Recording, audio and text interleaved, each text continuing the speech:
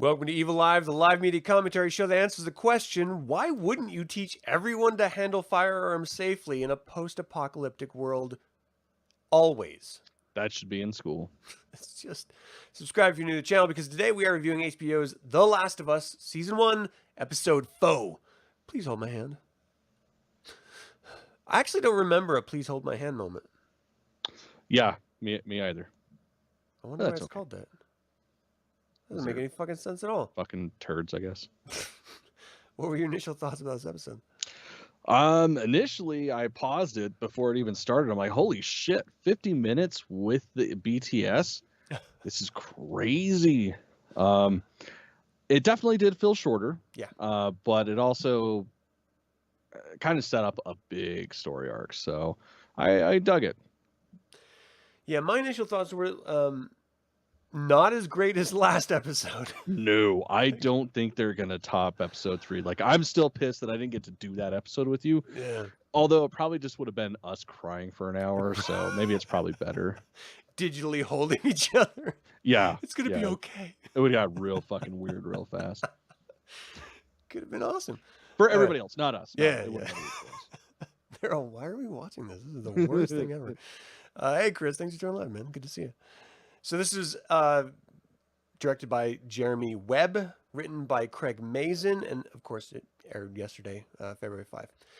So yeah, let's walk through this episode because for as little that actually happened, a ton was set up, like you had mentioned.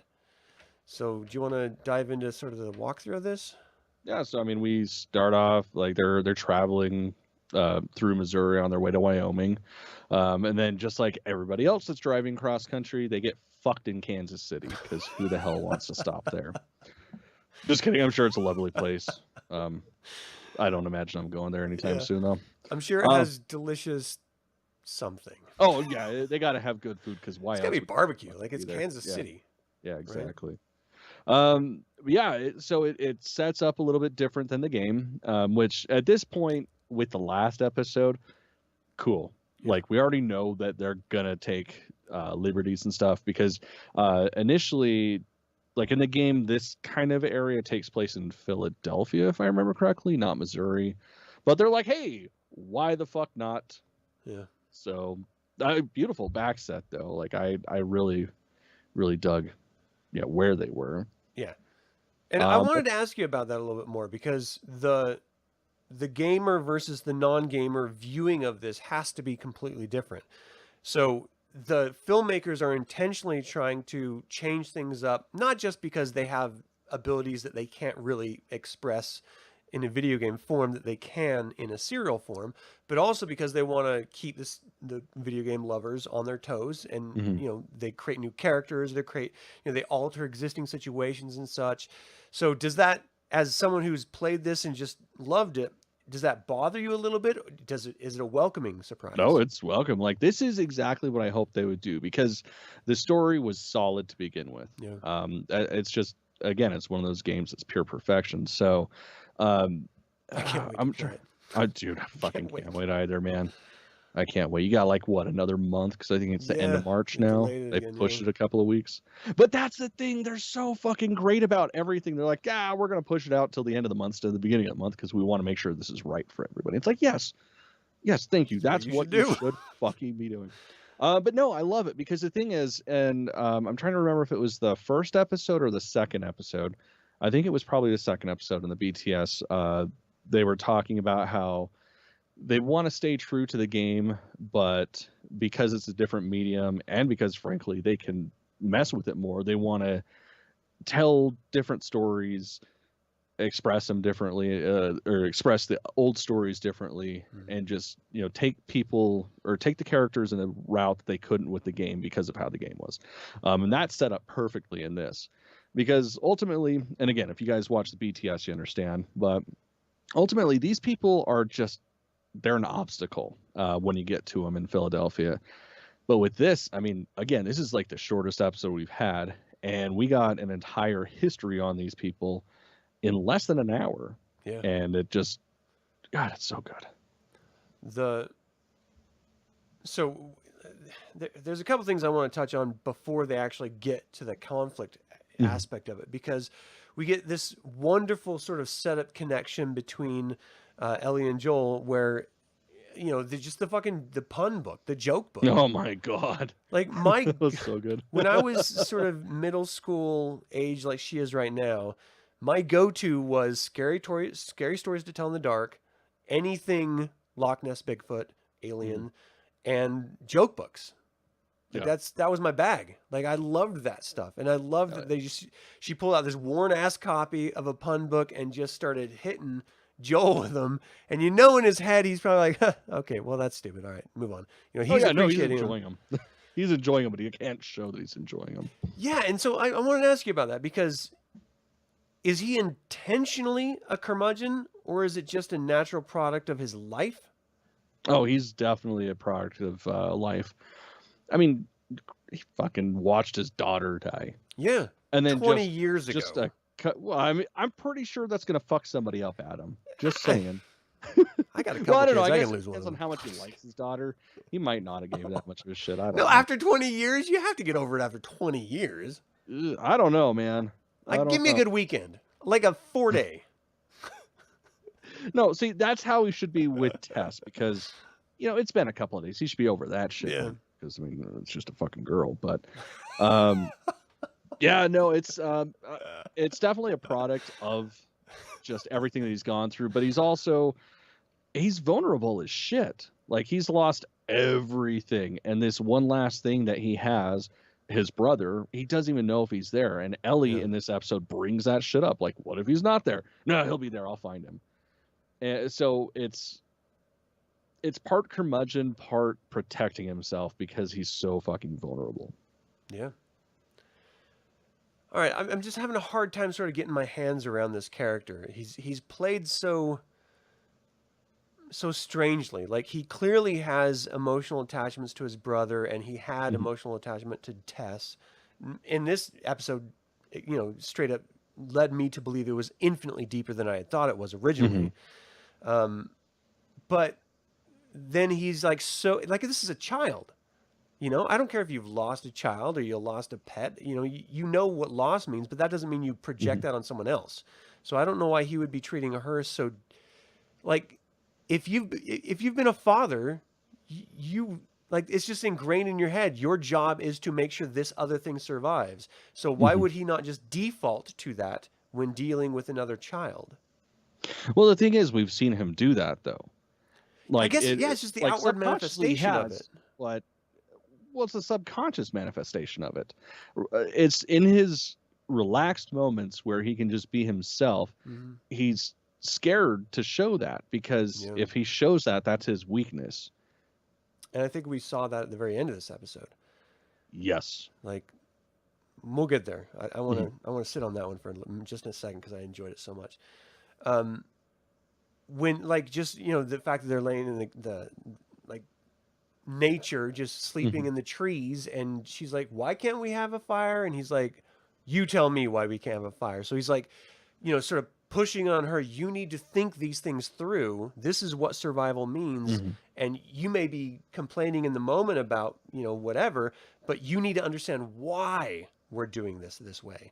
And it was very subtle, but if you've ever been in Boy Scouts, or you ever had an active, sort of role model that, like, sort of a someone that teaches you the ropes, as it were, like, that's how you have to teach it. You have to let them answer their own stupid ass question. Otherwise, I mean, they'll probably just keep asking you stupid ass questions, but they may never learn, is the real point. Yeah. I don't know. I thought that was really great. There's also, like, there's so many great little Ellie moments, like her with the handgun in the bathroom before the scene we'll get to. Like, just her starting to do that taxi driver moment almost. Yeah. I thought that was great. Just her exploring the handgun that she found, and, like, even, like, to the point where she smells it. I was like, oh, that's beautiful. Who would ever smell a fucking gun? But the gunpowder has a residual smell if been fired. It's just so little things like that I thought were so great. Or, like, when they're driving and they're about to get stopped at that overpass on the highway, and she's looking at the map and stuff, and he's like, it's a long story, I don't want to tell you. And she's like, is it longer than 24 hours or 25 hours? Yeah. And then she's looking at him, and then she does her eye thing, like, all right, come on, keep driving and talking. Like, enough looking at me. Let's do the thing we know we're all going to end up doing. Great. Yeah. Well, and then I loved her yelling at him. Like, what do you mean you don't know how to read this? It's like, this is my second time in a car. I like that she can talk shit to him and step up to him, and he's okay with it. Yeah. Like, I know so many people personally that are just so sort of self-conscious that anyone stepping up to them in general is like a personal attack. And then if it's someone that you're supposed to have control over of like a child, then, it's just like, how dare you? How could you ever, speak up against me? But that's the sign of a good human, is when you're like, no, I want you to be a powerful, independent person that if you see bullshit, you call bullshit, no matter who it is, whether it's your parents or a stranger's parents. Like, I think that's so great, and that he accepts it, and he's just like, this is who she is. I'm not going to change her. I'm not going to try to change her. She wants to swear at me or talk shit to me or make fun of me. Fine, we're going to do this. Fucking great. Yeah. What do you think about the porno mag moment? Oh, man, that was fucking hilarious. I just want to see what the big deal is. Whoa. Whoa. Bye. Chucks it. I was like trying to imagine what it would be like if that was like me and my daughter. I was just like, that's the worst. Never. Oh, that would not have. I can almost guarantee it would not have played out quite that fun. Well, it would have been funny for everybody else but you. That's true. I think it would have been you slamming on the brakes, pulling over to the side of the road, and having a fucking heart attack, or both.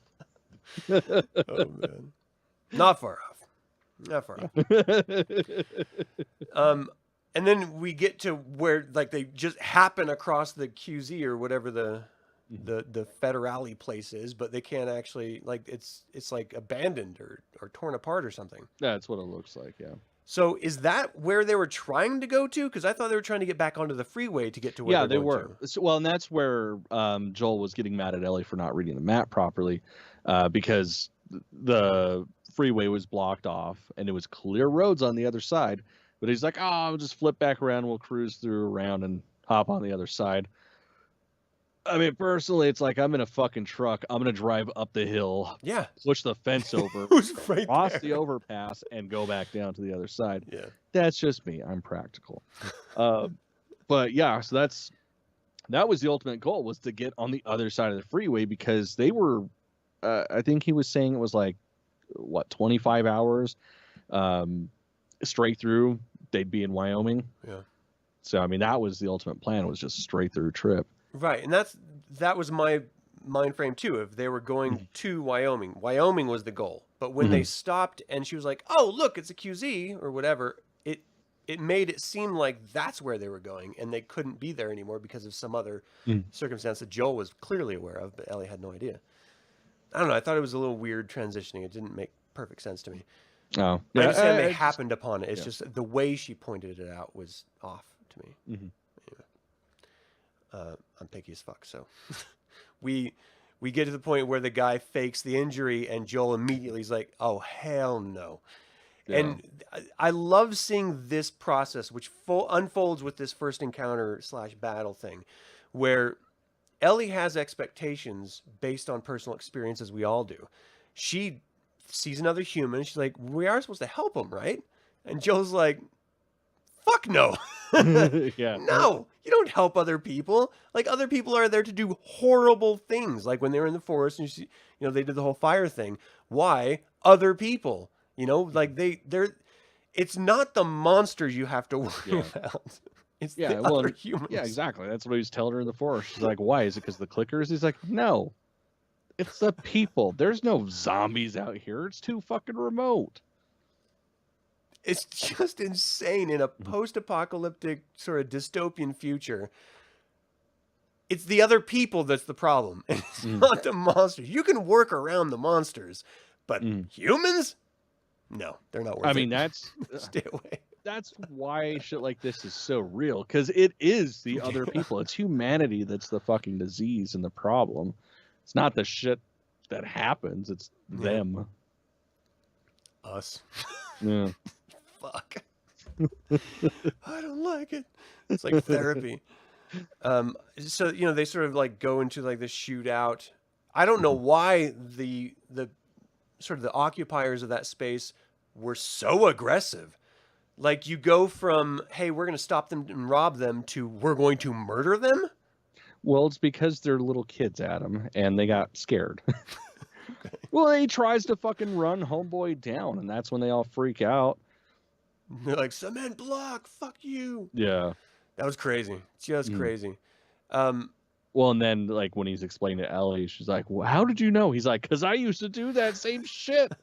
That was me, man. Yeah, and we get to realize that, we always assumed Joel wasn't, this pristine, clean character. But now he's, like, straight up admitting to it. And now you're like, okay, well, how bad of a dude is he? I mean, he's clearly doing something good in the now, but, like, is this going to get crazy? And then we get to see it unfold crazy, where he takes care of the two guys that were attacking him. He didn't hear the guy creeping up on him because of his right ear, and he almost dies. And if it wasn't for fucking Ellie, he would have been dead. I mean, I argue the angle of that fucking pistol she was holding, he should have been dead. But yeah, whatever. I think that's what they're trying to do, like the butt shot, because I was like, that is really low. Yeah, like you're gonna hit his leg, his like artery. Right, that's gonna go through his flank and nail Joel. Like, for real, go higher. At least go for the fucking spine. Yeah, that was crazy. But then it did sort of suggest that she did hit the kid's spine, and that kid, I bought every single cry. Like, I don't know what it was. I don't know if I was just sort of already knee deep in it, but I believed he was hurt. I mean, and he was calling for his mother, and it made me have these weird flashbacks of our own real world sort of, news cycles about so many black men being murdered by police and them crying out for their mom. And, the fact that it's not like a one-off thing, or it's not just a TV series, sort of shocking moment. It's like real fucking life. It really hit me harder than I expected it to. I was just like, God damn it, stop. Just fucking end it. This is too much. And then when he sends Ellie away so he can end it, I was like, oh, don't fucking end it. God damn it, don't kill this kid. He's a stupid kid. Oh, it was the worst situation. It reminded me of Fury. Did you ever see that? It was a World War II thing, but no. It had those moments where, the innocent kid who's sort of drafted in the military is facing death, and he doesn't want to, and he wants to see his fucking mom one last time. Goddamn stating. But yeah, that moment was just too much for me. Did that hit you hard at all? I mean, no, like I don't really give a shit about other people. Like, it was believable. That kid, like, he immediately went from, hardened fucking post-apocalyptic survivor to being a fucking teenage kid that is getting his ass handed to him. Like, it was like a switch flipped. Trying to beg, oh, we could do this, we could forget, oh, blah blah blah, just let me leave. Yeah, so it was believable, but yeah, I didn't give a shit. It was like, good, he deserved to get popped. I feel bad because he's just a kid trying to survive. His mom joins them into this group, and so he has to try to step up to what their expectations are and help serve and protect, and it gets his ass killed, even though he didn't really want to do it in the first place.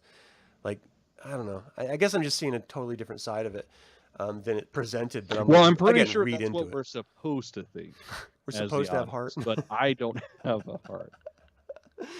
All right. I like the question Chris has here. He's never played a game. Does Cameron know who Ellie is referring to as her first kill? No, it's honestly, it's been probably like 10 years since I've played the game. I honestly don't remember. I remember the second one really fucking well, but not so much the first one. Okay. I can't wait to find out. I want to play it and find out. Unless they just totally changed it up. I like the introduction of the new character they created for this series, Kathleen, sort of the leader of this rebel cell, or whatever the hell they are, revolutionary cell or something. I am a little bit confused about why she's has such a big hard-on to get Henry. Like, that wasn't really articulated at all. Well, I think that's supposed to be the catalyst for the next episode, but yeah. I just wish there was some sort of connection between the doctor who delivered Kathleen and his culpability with Henry escaping. Like, they didn't explore any of that at all. They just presented it as a possibility, and then she, in her fury, killed him. And so I'm sure this is just a character setup moment where we're supposed to believe she's so cold that she would kill someone who delivered her, and that would then explain why she will not tell her own people that the mushroom people are tunneling through the floors. Mm-hmm. Like, yeah, that shit was crazy. Seeing that shit, oh my god. Why would you hang out? Why would you keep it secret? Get the fuck out of Dodge. Like, yeah. That's where you like just abandon your wife and children. Yeah, I'm gonna leave in the middle of the fucking night with whatever I can throw in a backpack, change my name, and live. I'm picking my knees up. You're gonna have to catch up or die, baby. I'm sorry. It's not me. It's you. Yeah. I don't know. It was even faced with the way she was presented to us in this episode, I have a hard time believing, even though I know it would be like that. People are like that. Mm-hmm. I don't even like other people in general. But I would have a hard time believing that I would be okay just shooting my doctor in the face because someone did something to someone else. Yeah. And it wasn't even this guy. I can't bridge that gap of crazy. That sort of sociopath crazy. And I've seen her in so many other roles. It's hard for me to see her playing that type of a character. Like, that's what's the biggest trip about this is other shit that she's been in. Yeah. And having her be the big bad, like, that was pretty fucking crazy. On the heels of Nick Offerman doing arguably his best work ever. Yeah. Oh my God. And I just seeing comments that, the manly men are saying about that shit. And it's like, Jesus. Oh, yeah. I think they're called homophobes and bigots. Yes. I think is what you call them. It's like, Jesus fucking Christ. Like, why look up to somebody and then have your hopes ruined by something that stupid? What? The greatest performance he's ever had? Like, fuck you. Come on. Like, so what if he had sex with another dude? It was fantastic. Like, it's a fucking show. Like, get over it. I don't understand that. Like, when Brokeback Mountain came out, I mean, it was a beautiful film. Unarguably, in my opinion. Yeah. Complex and uncomfortable and painful and loving and everything. Mm-hmm. We get one episode that shares some of those emotions, and I can't think of any other shows that addressed it in my lifetime. So there's two things that show another side of life, and that's just too much for people. They're like, how dare you show me alternate lifestyles? Yeah. Well, it's just like having people that aren't white on TV. It makes people uncomfortable. Yeah. We're the worst. We need this mushroom pandemic. Bring it. Right. All right. So, I don't know. It was just all of our other roles that I'm familiar with. This was so strange and out of place that I'm having a hard time bridging that gap. But I want it. Like, on the heels of Nick Offerman's performance, where the reason why I went there was that maybe this is hers. This is her moment to really go beyond what she's ever done and just show us something new. Mm-hmm. And that would be amazing. Like, if that's the tone of this show, of we just want to stretch our legs in storytelling and let the actors just really embody this stuff, that's all I would ever want. Like, that's great on its own, Yeah, absolutely. I mean, fuck, give it to me every goddamn day. I'm loving this stuff. Mm-hmm. Were you okay with the doctor shooting the face thing? Oh, yeah. Yeah, I totally believed it. Really? Like, yeah, she's fucking losing her shit. Like, there is something that is just eating at her. Like, she's lost everything. Like, I'm assuming Homeboy, like, killed her brother. Because that was her whole thing that she was hard on about, like, was her brother dying, oh, well, he died in Fedra, and, fucking lawyer, and health check. So, like, clearly he had something to do with her brother's death, or his brother's capture by Fedra. So, like, I believe her performance, I believe where she's coming from. And, yeah, to have two young members show up just brutally fucking murdered. Of course, she's going for a stretch. She's assuming it had to do with Homeboy. I already forgot his name, so that's why I'm just going to call him Homeboy. But she's really grasping for straws. No, clearly it was this guy. Fuck this. So she's pissed. She's riling them up, and in turn riles herself up. So of course she's gonna go in and be like, oh, yeah, so you didn't want to tell me? Oh, and you don't think I'm gonna fucking shoot you? And then that's that. Like, doesn't even say anything to him when he goes back. So I believed it. And like, if you're a fucking leader of a guerrilla group, or sorry, revolutionary group, right. Yeah, you got to be fucking ruthless like that. I almost want to say, like, she saw her moment and she was like, okay, I need to redirect this anger and frustration, so I need to blame it on Henry and them so we can continue in our singular focus. But then I need to prove that I'm the type of leader that you need to still follow, so I'm going to go cap this motherfucker, and then I'll come back and we'll all go hunt together. Like, that was, I felt like she was somehow justifying what she was going to then ask them to do, rather than following a natural course of like reactionary behavior. I don't know. I feel like maybe I'm reading like way too much into this, but no, I mean, I believe that point too. Yeah.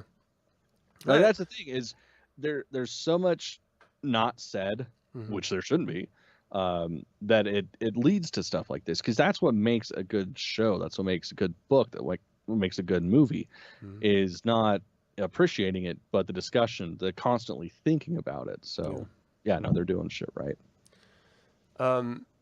So that infected decision, when they see it, I mean, that seems like a super, very simple, basic choice of, if we're going to survive, we have to warn people, and she doesn't. Yeah. So I'm having a hard time sort of understanding, and I'm sure they're going to pay it off in the next episode or two of explaining why she's so singularly focused on Henry. But like, now it's just like, what the fuck are you doing? Like, you know this is going to bite you in the ass. And then we saw the preview for the next episode, so I know it's going to bite you in the ass. Yeah. Like, I know what's coming. It's the worst hemorrhoid you ever seen running toward you, trying to bite your face off. Absolutely. Like, how that even works, I don't know, but it's going to happen. That's what it looked like. It looks like this weird, like, double, like, hemorrhoid or something. Yeah, you're talking about the mushroom head thing. Yeah. The monster. It's creepy. Those motherfuckers, man. They're some sons of bitches. Yeah. So all that plating of the fungi on the outside, yeah, that's like some hard ass. Those are the fungi labia, I think, is what they're called. The minor, anyway. Yeah, but if you look, there's no clit, which obviously is a fucking myth. So gosh. It's anatomically correct. Oh my gosh. So I like how Goldman says, I like any representation that isn't just purely sexualized. Yeah. I mean, they had their moment of connection, and then it focused on the, I've been married for way too long, and like some of the more intimate moments you have are experiences outside of the bedroom, whether it's one of those shared moments like at the very end of this episode where they're just laughing together and they sort of feed each other's laughters, and it gets sort of almost, sort of hysterical at a point. Like, moments like that are so much more memorable and wonderful than any sexual encounter. And maybe the way you're doing it. Just kidding. Well, Same. No, that's probably true. I don't know what I'm doing. I only did it right twice. I got 2 kids, so it had to work out somehow. But it's those, those really like meaningful moments that are connected on so many different levels and not just purely physical or sexual. So the fact that they spent so much time with them exploring the rest of their lives together, sort of going fast in the time jumps, it gave us the pure indication that this is something that it's not a use, it's not an abuse situation. This is like a mutual deep love. And, I think that's great. Like, I think the greatest test of any relationship is ultimately going to be, will one person who is, in a relationship with the other person's incapable of taking care of themselves, devote their lives to taking care of them. Like, that's the real sign of love. Yeah. And I would be gone. But, I'm glad that other people won't. I'm glad that other people will stick it out. Cancer scare, I'm gone. I just get thrown out of a fucking moving car after dumping my bike. So it's like, that's kind of how my life is. That's love. That's what that is. That's tough love. That's what they call it. All right. So then we see Joel and Ellie like break in, trying to evade this, I don't know, revolutionary group. And they go into a high rise, which seems like the worst decision, in my opinion, be trapped up high when there's bad guys hunting for you down below. But that's what they do. puts down some like broken glass so that he can hear them, and then he sleeps on his good ear. An asshat.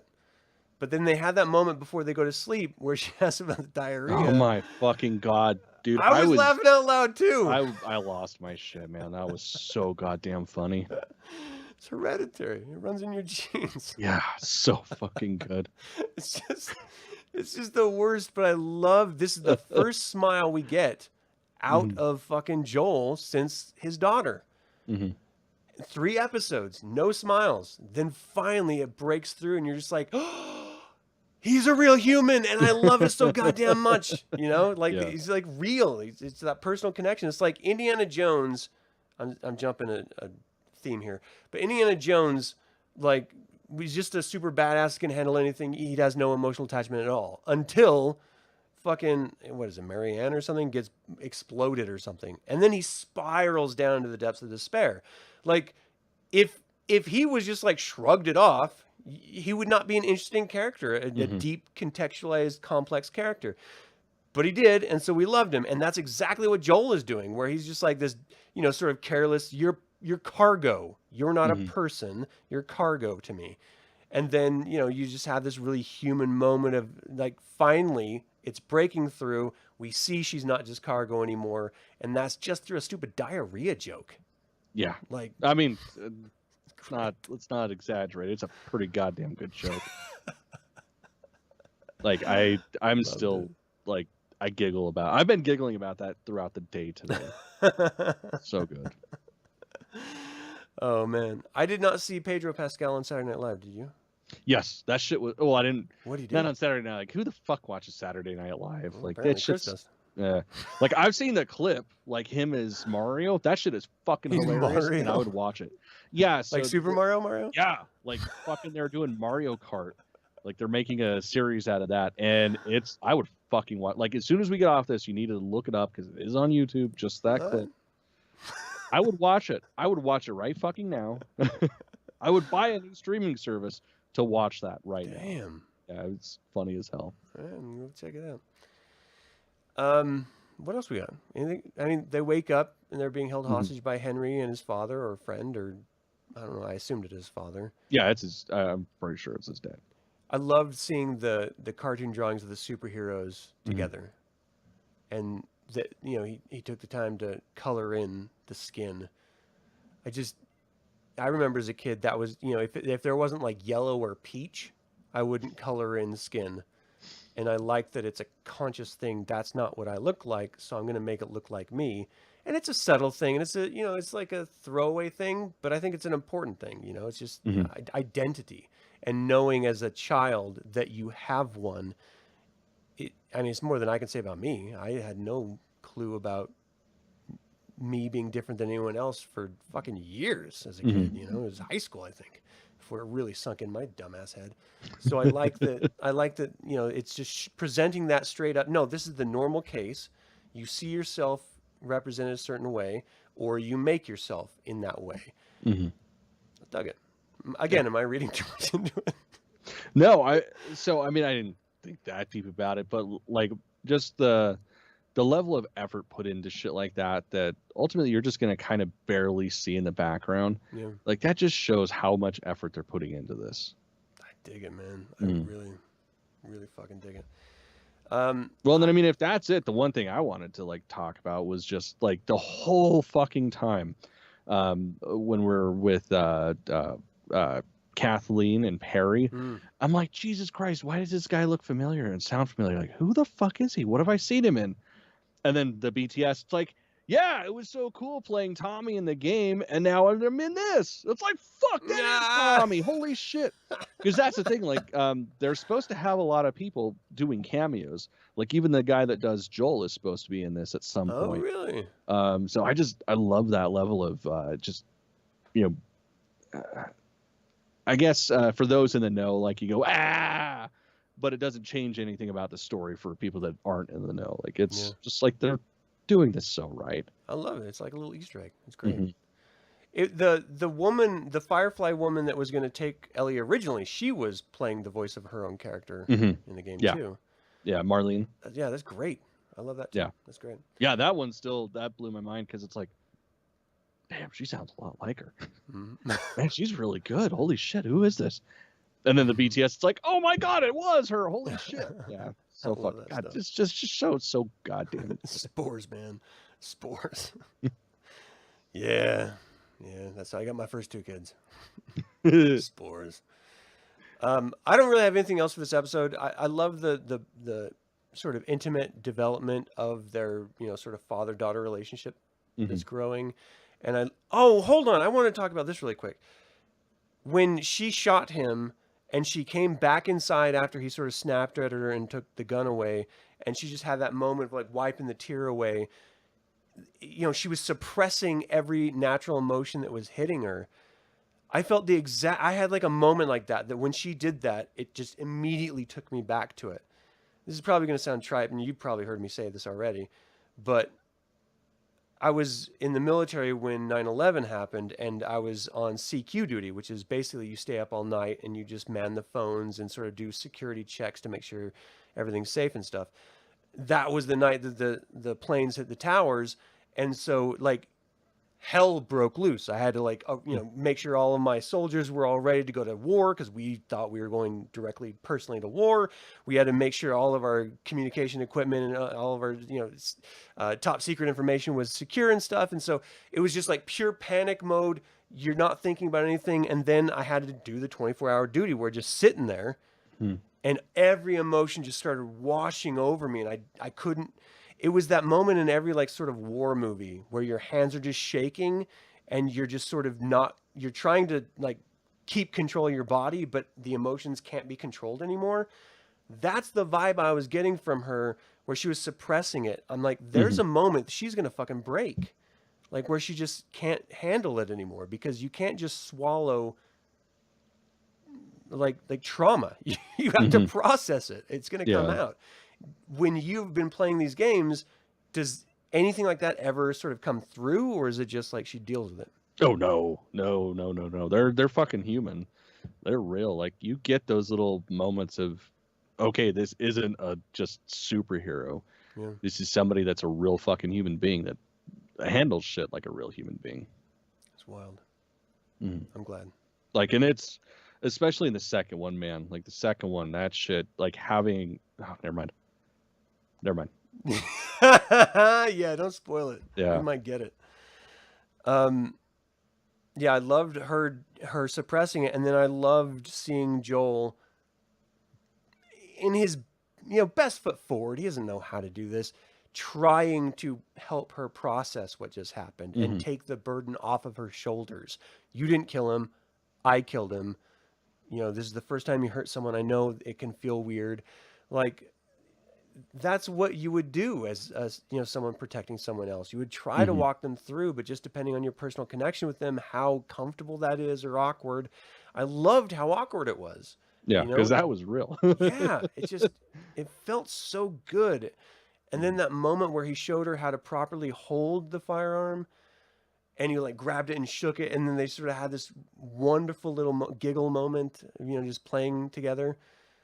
It was so fucking beautiful. Like, we got a couple little shots of that in this episode, but it was enough to really make me see that they, like the actor and the actress, really do have like a really great acting, sort of relationship back and forth. They know how to play off of each other's cues and really get into it, or it's just great editing, one of the two. And in either case, whatever. I really dug it a lot. Did you have a favorite Joel Ellie moment in this episode?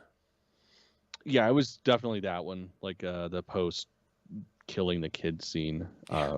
Just like that was him being a dad, like him just instinctively becoming a dad again.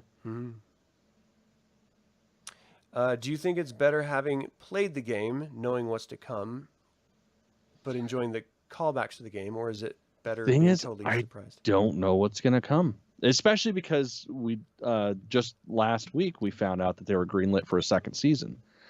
So I don't know what's coming. And that's what I like. Like, even if they did the entire game beat for beat, just sort of like different backdrops, I still don't know what's coming.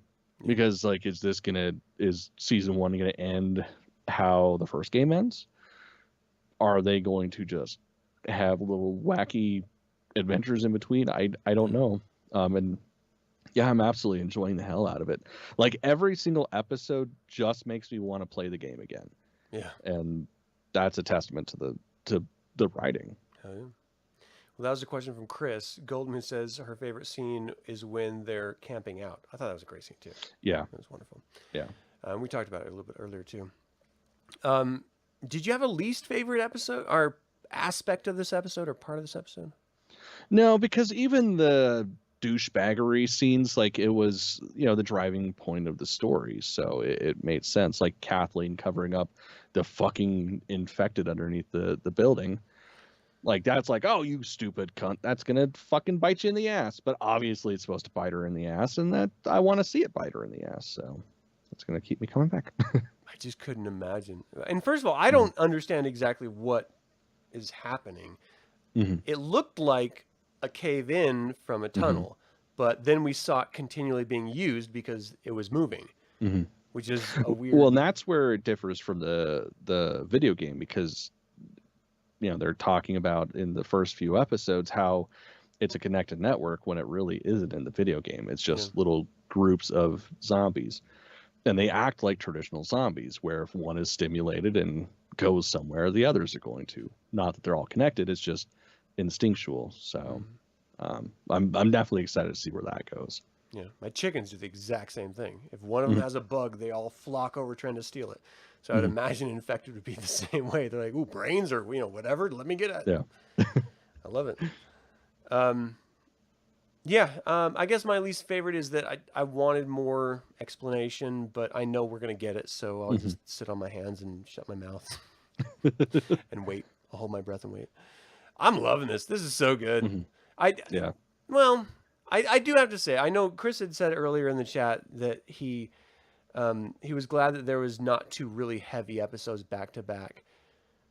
And I know it's got to be hard to try to follow something that powerful of an episode, but I did feel like this was a big step backward comparatively. Like the sort of the preview for this episode at the end of the last episode made me think this was going to be all action all the time, just fight, survival and stuff. And because it wasn't, I think it was just such a huge step back. It's not enough to say it was bad, because I still enjoyed it and I thought it was good, but it was nowhere in the ballpark. Yeah, the preview was a little deceptive.